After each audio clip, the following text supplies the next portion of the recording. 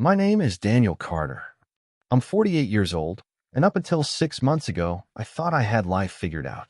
Two kids, Emma 14 and Noah 11, a decent job as a project manager, and a wife Rachel, who I've been with for 17 years. 17 years. That's a lifetime, isn't it? I built my world around her, around us. But then it all came crashing down. It started with a feeling. You know that gnawing in your gut? The kind that whispers something's wrong, but you shove it aside because you don't want to believe it?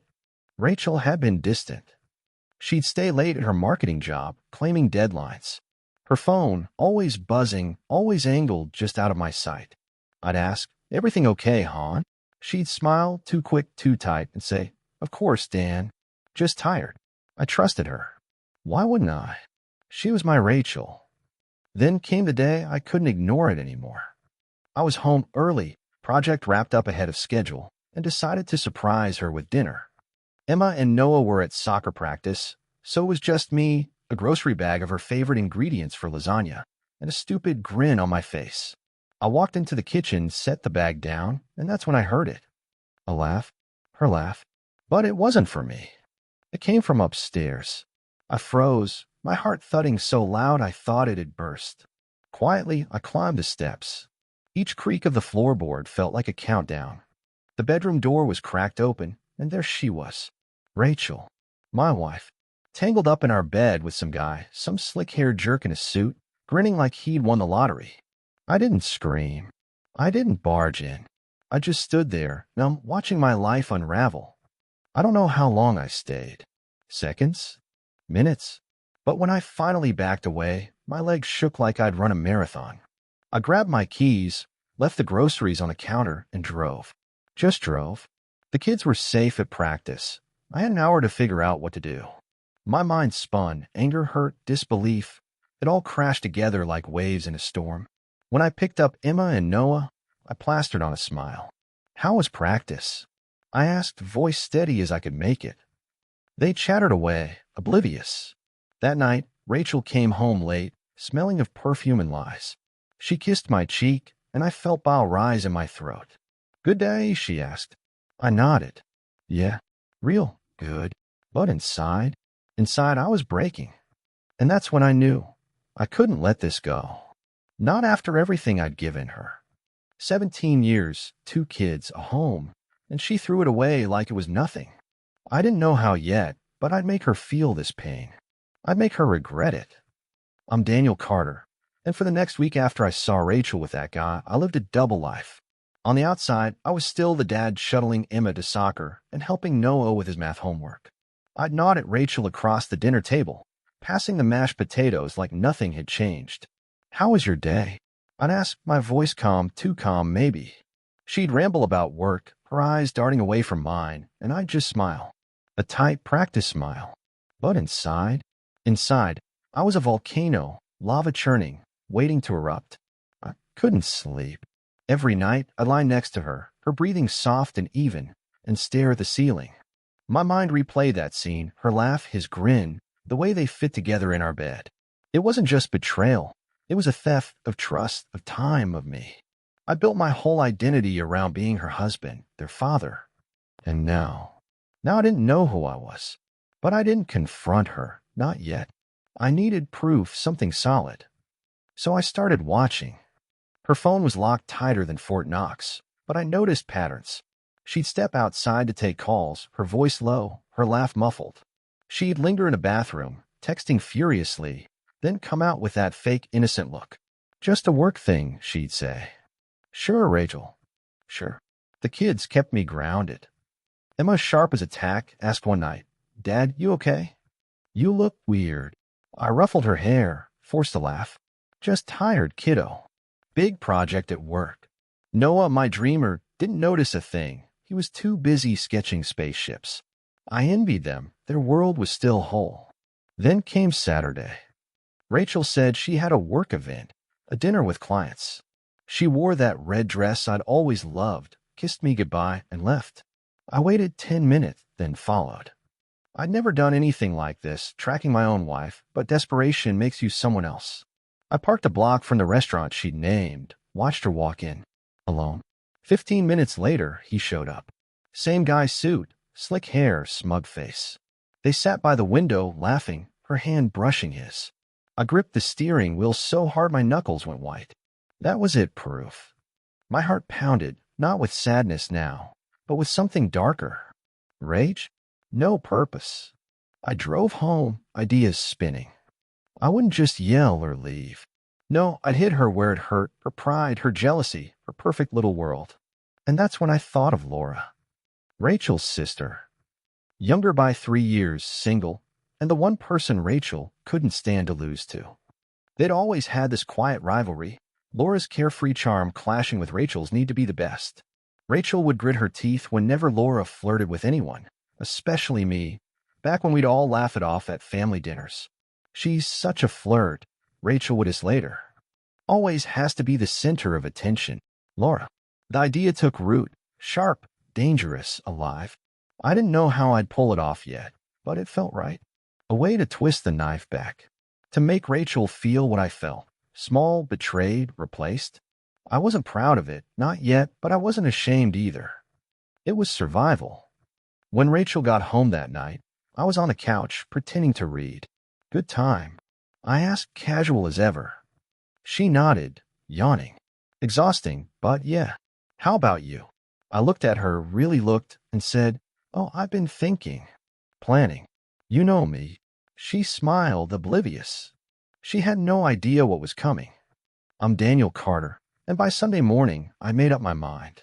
Laura was the key, the spark to ignite Rachel's unraveling. It wasn't about love or desire. It was about revenge, pure and simple. I'd spent years being the steady one, the husband who fixed the leaky faucet, the dad who cheered at every game. Now I'd be the man who took back what was stolen from him, piece by piece. Laura lived an hour away in a little apartment downtown, close enough to visit, far enough that Rachel wouldn't suspect a thing. I'd always liked Laura, her easy laugh, her way of making you feel seen without trying too hard. She was a freelance photographer, always lugging her camera around, capturing moments I'd never thought to notice. Rachel hated that about her, called it artsy nonsense, but I'd secretly admired it. I needed an excuse to see her, something Rachel wouldn't question. The kids gave me the perfect cover. "Hey, Han," I said over breakfast, keeping my tone light, thinking of taking Emma and Noah to see Laura next weekend. She's been asking about them, and they could use a day out. Rachel barely looked up from her coffee. "Fine. Just don't let her fill their heads with her hippie garbage." I nodded, hiding the thrill that shot through me. Step 1 done. The week crawled by. I played my part, kissed Rachel goodbye each morning, asked about her day each night. She kept up her act too. Late nights, vague excuses. I stopped tailing her. I didn't need more proof. My focus was on Laura now. I'm planting the seed. Saturday came, crisp and bright. Emma and Noah piled into the car, chattering about school and friends. I drove with purpose, my plan taking shape. Laura greeted us at her door, jeans, messy bun, camera slung over her shoulder. "Dan." "Kids," she exclaimed, pulling us into hugs. Been too long. Her place smelled of coffee and lavender, a stark contrast to the tension choking our house. We spent the morning catching up. Emma showed Laura her soccer medal. Noah shyly handed over a spaceship drawing. I watched Laura, really watched her, for the first time in years. She was 45 but looked younger, her eyes bright, her smile unguarded. Rachel's jealousy made sense. Laura had a lightness my wife had lost, or maybe never had. Over lunch, grilled cheese and tomato soup, I steered the conversation. "You doing okay out here, Laura? Must get lonely sometimes." She shrugged, dipping her sandwich. "Oh, I manage. Work keeps me busy. Dating's a mess, though. Guys my age are either dull or baggage heavy." I chuckled casual. "Yeah, I get that. Stability's overrated anyway, right?" She laughed, open and warm, and I felt the first tug of something. Not guilt, opportunity. The kids ran off to explore her tiny balcony garden, leaving us alone. I leaned in slightly, voice low. "You ever think about settling down, Laura? Someone solid." She tilted her head, studying me. "Maybe, if the right one came along." "Why, you got a candidate in mind." She was teasing, but her eyes held mine a beat too long. I smiled, slow, deliberate. Oh, I don't know.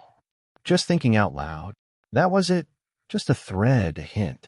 I didn't push further. I didn't need to. The seed was planted. On the drive home, Emma said, Aunt Laura's cool, Dad. We should visit more. I nodded. Yeah, kiddo. We just might. When we got back, Rachel was on the couch, scrolling her phone.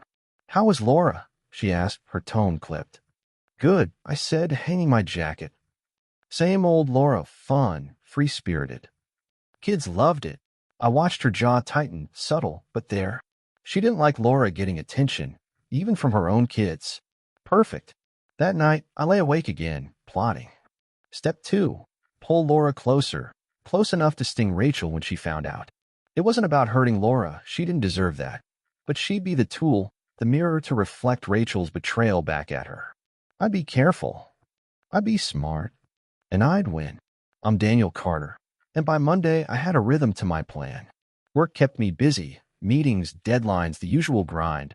But my mind was elsewhere, spinning the threads of what I'd started with Laura. I wasn't just reacting anymore. I was building something Rachel wouldn't see coming until it was too late. I texted Laura that morning. Nothing big, just a simple, hey, kids had a blast Saturday. Thanks for being so great with them. She replied within minutes, anytime, Dan. They're the best. You're raising them, right? Innocent enough, right? But I knew Rachel sometimes peeked at my phone when I left it on the counter. I make sure she saw this later. At home, I kept the mask on. Rachel was distracted. More late nights, more excuses. Wednesday, she said she had a team meeting that had run late. I didn't blink. No worries, I said, stirring spaghetti sauce. I'll save you some. She kissed my cheek, quick, mechanical, and left. I waited 10 minutes, then checked her location on our shared app. She wasn't at the office. She was at a hotel downtown. My stomach twisted, but I swallowed it down. This wasn't about pain anymore. It was fuel. Thursday, I upped the ante with Laura. I called her during lunch, out of earshot of co-workers, keeping it light. Hey, Laura, random question. Any chance you're free this weekend? I've got a work thing coming up, and I need a +1. Rachel swamped, as usual. A half-truth, there was a company dinner next month, but it wasn't urgent. Laura hesitated, then laughed. Want me? I'm not exactly corporate material, Dan. I grinned into the phone. Exactly. You'd make it fun. Think about it. She paused long enough for me to wonder, then said, okay, sure. Why not? That was the hook. I didn't need her to say yes forever, just enough to start something. When I got home, I left my phone on the kitchen table, screen unlocked, Laura's name visible in the call log. Rachel came in late, perfume heavy, smile brittle, and I watched her glance at it. Who'd you call? She asked, casual but sharp. Oh, just Laura, I said, shrugging. Catching up. She might come to a work thing with me. Her eyes narrowed, brief, but I caught it. Laura? Really? I nodded, turning away to hide my satisfaction. Yeah, she's fun. You know that. Friday night, the kids were at sleepovers, Emma with her team, Noah at a friend's. Rachel was home for once, flipping through a magazine. I took my chance. Hey, hon, I said, leaning against the counter. Laura's been asking about you. Says you haven't called in ages. A lie, Laura hadn't said that, but I wanted to stir the pot. Rachel snorted. She's probably too busy chasing her next fling to care. I raised an eyebrow. Jealous much? She glared at me, quick, defensive. Hardly. She's just. Laura. That was the crack, her insecurity, the old rivalry. I didn't push more. I didn't need to. I planted doubt about Laura, about me. Saturday, I texted Laura again. Kids keep talking about you. Might have to make these visits regular. She sent back a smiley face and, love that. You're always welcome here. I left the phone out again.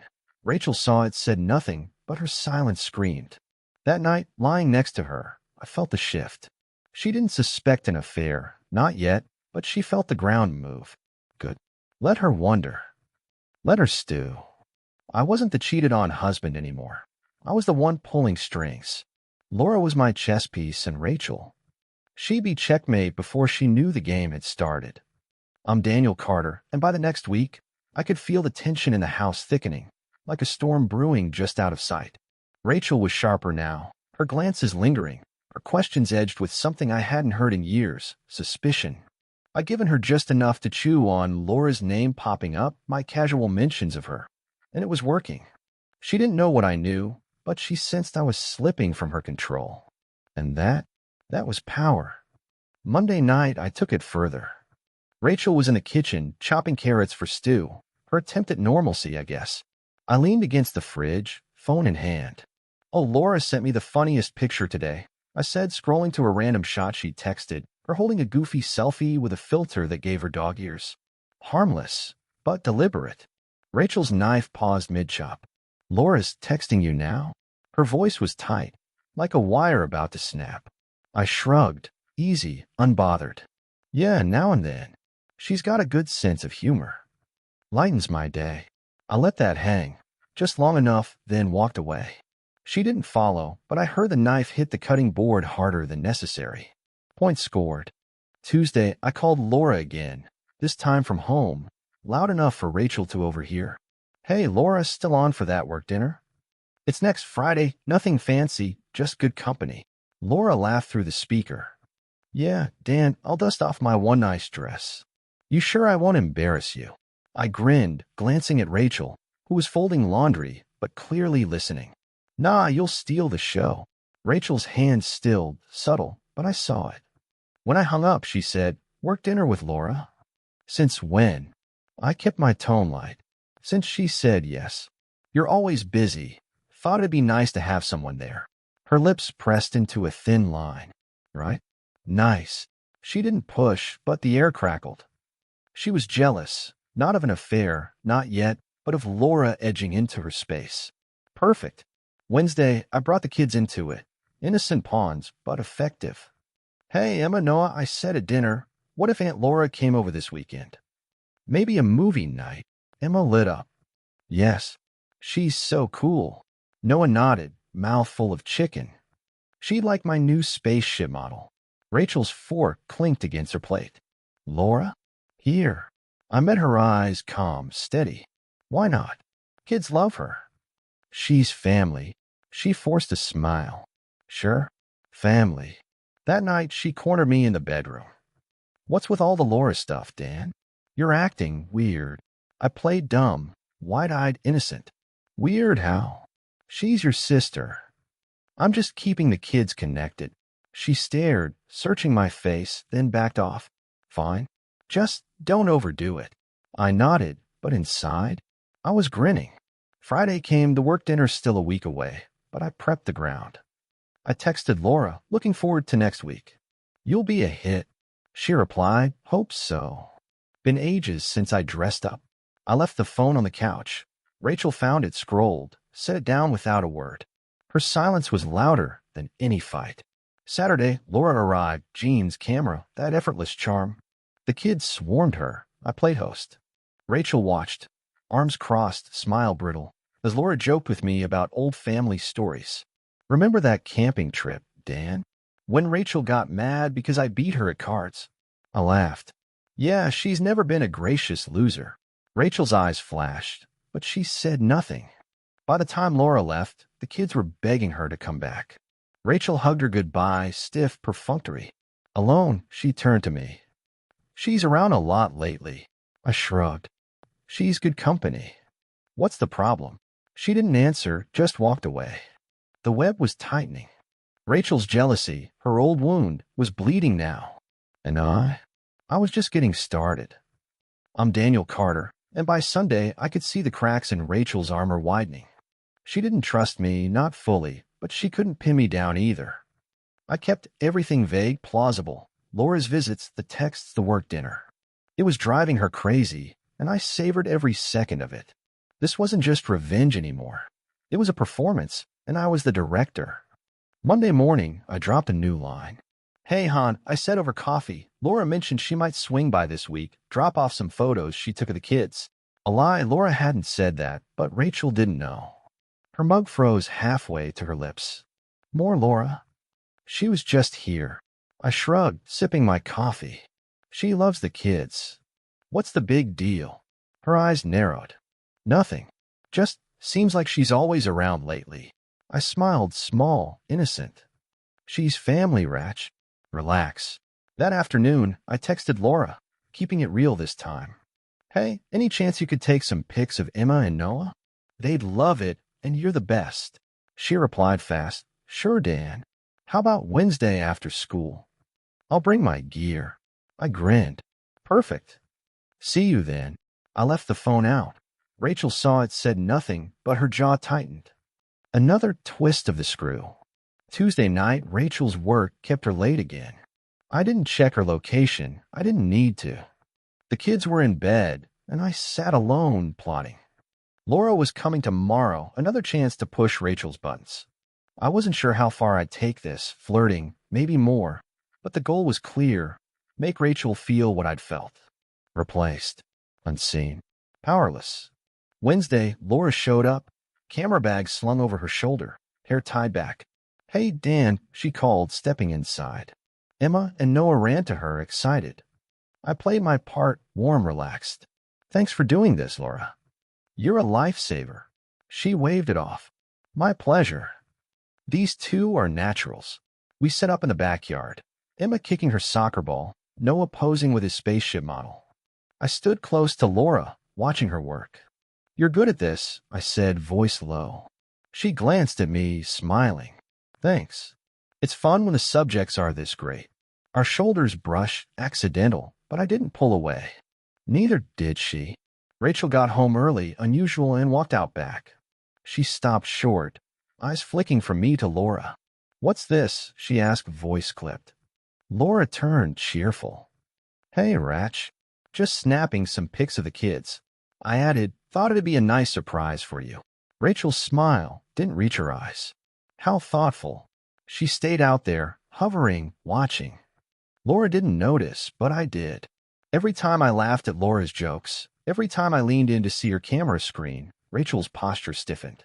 When Laura said, Dan, you should jump in a shot, and I did, grinning beside the kids, Rachel turned and went inside. Silent. Fuming. After Laura left, Rachel cornered me. You're spending a lot of time with her. I raised an eyebrow. She's your sister, Ratch. She's doing us a favor. She crossed her arms. It's not about the photos. You're different with her. I kept my face neutral. Different how? She faltered, couldn't name it. Just be careful, okay? I nodded. Always am. That night, she slept facing away, rigid, distant. I lay awake replaying it. She was rattled, jealous, insecure, and I hadn't even crossed a line yet. Laura was still just a friend, a tool. But the work dinner was Friday. One more turn of the screw, and I'd see how far this could go. I'm Daniel Carter, and Friday arrived like a drumroll, steady, building, inevitable. The work dinner was tonight, and Laura was my +1. Rachel didn't know the half of what I'd planned, not the affair she'd had, not my full intent, but she felt the shift. I made sure of that. Every mention of Laura, every casual laugh had been a needle under her skin. Tonight, I'd push it further. I got ready early, dark slacks, a crisp shirt, nothing flashy. Rachel watched from the bedroom doorway, arms crossed. So, this dinner with Laura, it's a big deal, she asked, her tone probing. I adjusted my tie in the mirror, meeting her eyes through the reflection. Just a company thing. Networking, boring stuff. Laura's doing me a favor. She nodded, slow, unconvinced. Right? Well, have fun. Her voice dripped with something. Sarcasm? Worry? I couldn't tell, and I didn't care. Thanks, I said, grabbing my keys. Don't wait up. Laura met me at the restaurant, a small, upscale place downtown. She stepped out of her car in a simple black dress, hair loose, a nervous smile on her face. Okay, Dan, I feel ridiculous, she said, laughing. I don't do fancy. I grinned, genuine for a moment. You look great. They'll love you. She did, natural, radiant, everything Rachel hated her for. Inside, the dinner was standard, colleagues chatting over wine, plates of overpriced chicken. I introduced Laura as my friend, kept it vague. She charmed them, telling stories about her photography, cracking jokes. I played along, laughing, touching her arm once or twice, just enough to blur the line. My coworker, Mike, raised an eyebrow later. She's cool, Dan. Didn't know you had a sidekick like that. I shrugged. She's good company. I took a photo, me and Laura smiling, glasses raised, and posted it to my work group chat. I knew Rachel would see it. She always checked my phone when she could. Let her stew. Laura didn't know my game. Not really. She thought this was just a favor, a night out. When we left, she hugged me goodbye, quick, friendly. That was fun, Dan. Thanks for dragging me along. I smiled. Anytime. You're a natural. She drove off, and I lingered, letting the night settle. No lines crossed, just vibes, hints, enough to twist Rachel's mind. When I got home, Rachel was awake, on the couch, pretending to read. How was it? She asked, voice tight. I loosened my tie casual. Good. Laura was a hit. Everyone loved her. Her eyes flicked up, sharp, searching. I bet. You two looked cozy in that picture. I paused, caught, but not rattled. Picture. She held up her phone. Someone from work had forwarded it. Me and Laura laughing. Yeah, I said, shrugging. She's fun. What's the problem? She stood, magazine dropping. The problem, Dan, is her acting like she's your wife lately. What's going on? I stepped closer, calm, steady. She's your sister, Ratch. I'm just being friendly. You're the one who's been distant. Her face flushed, guilt, anger. Both? Don't turn this on me, she snapped. You're up to something. I held her gaze. Am I? She didn't answer, just stormed off. I let her go. The seed was deep now, doubt, jealousy, fear. She didn't suspect Laura and me fully. Not yet, but she felt the threat. And that was enough. I wasn't done turning the screw. I'm Daniel Carter, and Saturday morning hit like a freight train. Rachel was up before me, pacing the kitchen, coffee untouched, her eyes red-rimmed. I pushed her hard last night, Laura's name, that photo, my calm defiance, and it showed. She wasn't just jealous now. She was unraveling. I'd wanted this, planned it, but seeing it up close, it was sharper than I'd expected. Morning, I said, pouring my own coffee. She didn't look at me, just kept pacing, hands twisting together. Finally, she stopped, voice low. Dan, we need to talk. I leaned against the counter, bracing myself. Okay. What's up? She turned, eyes blazing, but fragile too. What's going on with you and Laura? Don't lie to me. I kept my face neutral, years of practice kicking in. Nothing's going on, Ratch. She's your sister. We're friends. That's it. She laughed, short, bitter. Friends? You're texting her, calling her, taking her to dinners. You think I'm stupid. I set my mug down, slow, deliberate. I think you're overreacting. She's been good to the kids, good to me. You've been busy. Someone's got to fill the gaps. That hit her. Her shoulders flinched. Busy? You're throwing that at me now. I stepped closer, voice steady. I'm not throwing anything. Just stating facts. You're gone a lot, work, whatever. Laura's around. That's all. Her eyes searched mine, desperate, furious. I saw how you looked at her in that picture. Like you used to look at me. There it was, her fear laid bare. I could have stopped then, pulled back, but I didn't. I twisted the knife. Maybe I do enjoy her company, I said, shrugging. She's easy to be around. No drama. Rachel's face crumpled, anger giving way to something raw. So what? Am I the bad guy now? You're punishing me for working. I didn't answer, just held her gaze. She didn't know I knew about her affair, and I wasn't ready to show that card. Let her think this was about her flaws, her distance. She grabbed her keys, voice shaking. I need air. I can't do this right now. She left, door slamming, tires screeching. The kids were still asleep, thank God, so I sat alone, replaying it. I'd wanted her to hurt, to feel small, and she did. But it wasn't sweet like I'd imagined. It was heavy, messy. I texted Laura, hey, you free later? Could use a friend. She replied, sure, Dan. Coffee? 3 p.m.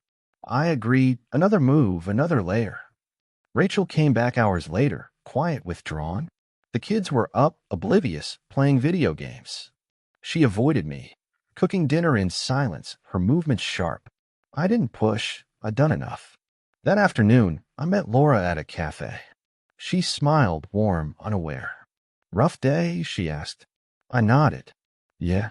Rachel's complicated lately. Laura tilted her head. She okay? You two fighting?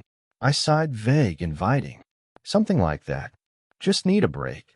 She reached out, hand on mine, brief but real. I'm here, Dan. Whatever you need. I smiled, grateful, calculated. Thanks, Laura. Means a lot. We talked. Light stuff, nothing deep, but I knew Rachel would hear about it. Small towns, loose lips. Let her stew. That night, Rachel barely spoke. She went to bed early. Back to me, a wall of silence. I'd broken something, her confidence, her grip on me. The game was peaking, and I was winning. But winning felt colder than I'd thought. I'm Daniel Carter, and Sunday dawned quiet, too quiet. The house felt like a held breath, Rachel moving through it like a ghost. She didn't look at me, not once, over breakfast. Emma and Noah chattered about school, unaware of the fault lines cracking beneath us. I pushed Rachel to her edge, and now I waited for the fallout. Mid-morning, she broke the silence. Dan, can we talk? Outside. Her voice was flat, resigned, not angry. I nodded, following her to the porch. The kids stayed inside, screened by glass and ignorance. She sat on the steps, staring at the yard. I know I've been distant, she started, hands clasped tight. Work's been overwhelming. But you and Laura, it's too much. I need to know what's happening. I sat beside her, close but not touching. Nothing's happening, Ratch. She's a friend. You've been gone, physically, emotionally. Laura's just there. She flinched, subtle, but I caught it. So this is my fault, she asked, voice trembling. I shrugged, cold, deliberate. You tell me. You're the one pulling away. Her eyes welled up, tears she fought back. I'm not perfect, Dan. I know that. But Laura? She's always been the one I couldn't beat. Prettier, freer, everyone's favorite. And now you're choosing her too. There it was, her jealousy raw and bleeding. I leaned in, voice low. I'm not choosing anyone. But if you're worried, maybe ask why she's filling a space you left empty. She stared, stunned, hurt, and I saw the crack widen. She didn't suspect Laura and me fully, not romantically, but she felt the loss. I'm trying, she whispered. I don't know how to fix this. I didn't answer, let her sit with it. She stood, wiping her face. I need time. She went inside, leaving me alone with the weight of what I'd done. That afternoon, Laura called. Hey, Dan, you okay after yesterday? You seemed off. I forced a smile into my voice. Yeah, just family stuff. Thanks for checking in. She paused, gentle, probing. Rachel's lucky to have you, you know. You're a good guy. Good? I almost laughed. Appreciate that, Laura. Let's hang out soon. Kids miss you. She agreed, cheerful, clueless. Monday, Rachel called in sick, unusual for her. She stayed home, quiet, watching me. I kept up the act, normal dad, normal husband, but I texted Laura from work, rough day. Coffee tomorrow. She said yes, another thread woven. Rachel saw the text that night, phone left out, intentional. She didn't confront me, just went to bed, silent. Tuesday, I met Laura again, same cafe, same easy vibe. She talked about a new photography gig. I nodded, half listening, my mind on Rachel. I let Laura linger, her hand brushing mine, her laugh filling the space. When I got home, Rachel was waiting, eyes hard. Coffee with Laura again? I nodded, casual. Yeah. She's a good listener.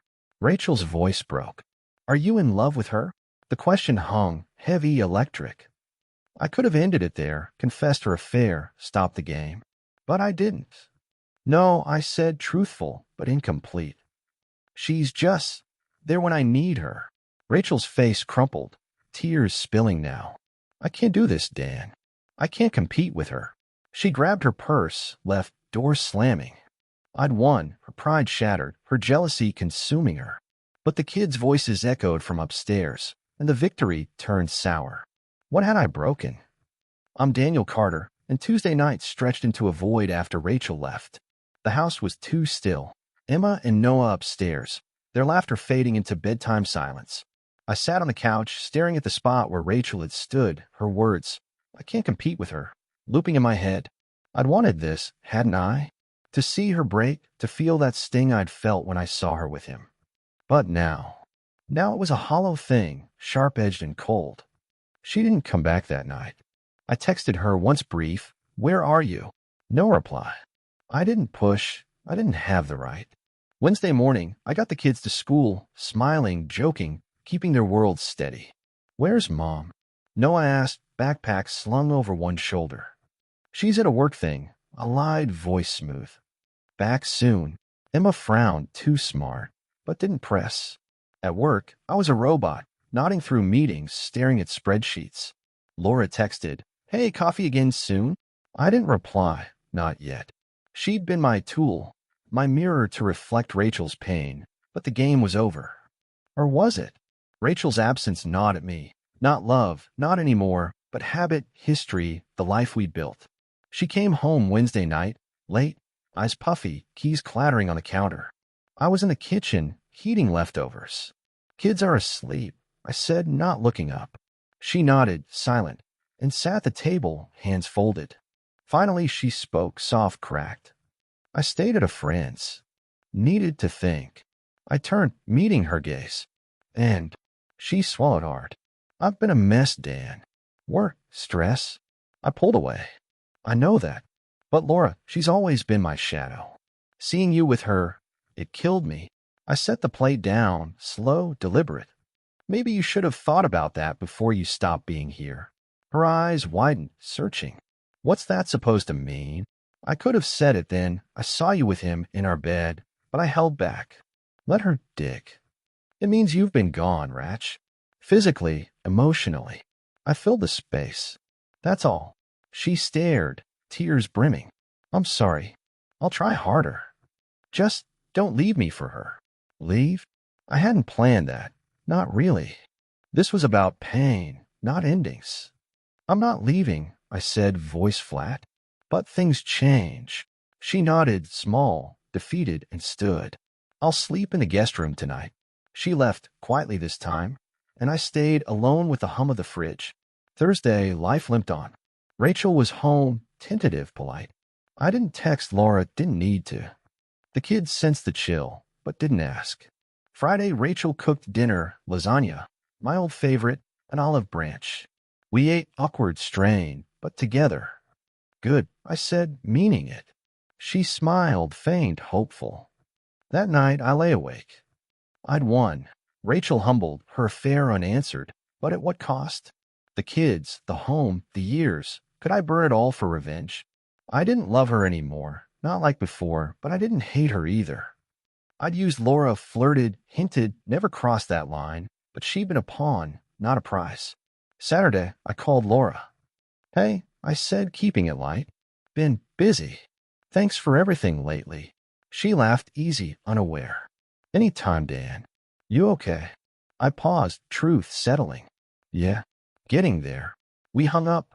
No plans, no threads left to pull. Rachel and I. We're a cracked vase, glued, holding, but never the same. I didn't tell her about her affair. Maybe I never will. She's back, trying, and I'm here watching. The revenge was mine, but the victory? It's a shadow, fading with each day we rebuild.